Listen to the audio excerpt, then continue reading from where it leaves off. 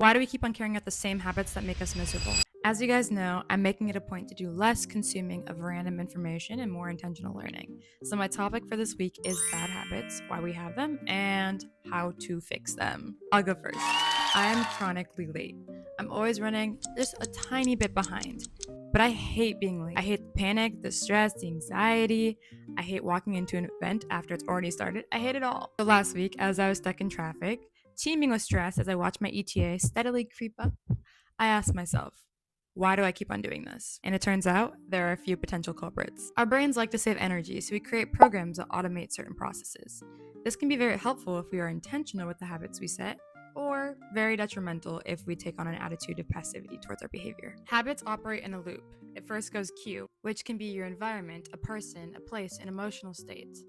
Then routine, which is what you do or think in response to the cue. Typically, this is what we identify as the habit, but it's not the full picture. Without the reward, the benefit, or chemical response that the routine resulted in, actions don't become habitual. Say you are trying to eliminate road rage. The cue is you getting cut off in traffic. Instead of the typical routine of sticking up your center phalange, you think to yourself, maybe they're having a rough day. I'll give them grace. But after years of responding in anger towards stupidity on the road, your positive thinking doesn't quite satisfy you as much as saying, so the habit doesn't stick.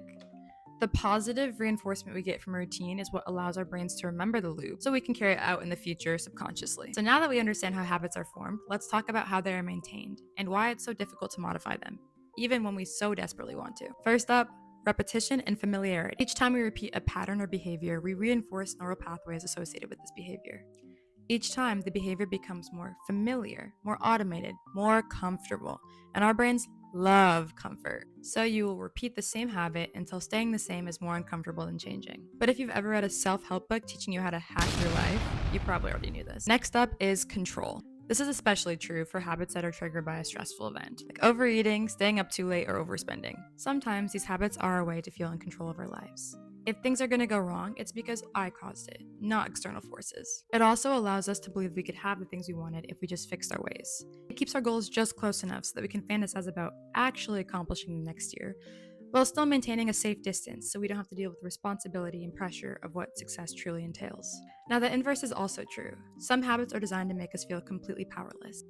By denying our own agency, we reduce ourselves to victims of our genetics, our circumstances, or the economy. This triggers procrastination, avoidance, or self-sabotage. We give ourselves massive disadvantages before we even start, so that when we fail, we have an automatic excuse. And then we have dopamine and cortisol. We initially repeat habits because we were rewarded with the dopamine spike. Our brain takes note of what triggers a spike so that it can be repeated. But here's where it becomes even more difficult to break a bad habit.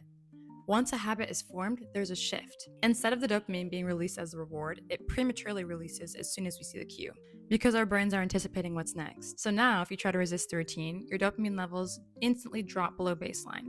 It feels physically uncomfortable. You execute the bad habit just to stop the crash. Additionally, when we feel stressed, bored, or anxious, we release cortisol. In response, we carry out a habit that will spike our dopamine because dopamine directly blunts the effects of cortisol. And you may procrastinate to escape stress or cortisol, even though you know it will cause you double the amount tomorrow. As I said, our brains love comfort. And the last point I'll touch on is unmet needs. Revenge bedtime procrastination happens when you lack autonomy or freedom during the day. So you steal hours from your sleep just to feel in control of your time. Perfectionism stems from a desperate need of safety, and binging and gambling satisfy a starved need for excitement or stimulation. It can be worthwhile to take a look at your habits and see if you can trace them back to a bigger root problem. This is not an exhaustive list of all the reasons we have bad habits, but it's the ones that I found to be the most significant and universal. So, how do we stop? Become aware of your behavior. Most of these bad habits don't happen as a conscious decision. Instead, they run like a program in the background. Pay attention so you can stop the cycle. 2. Regularly practice acts of self-control.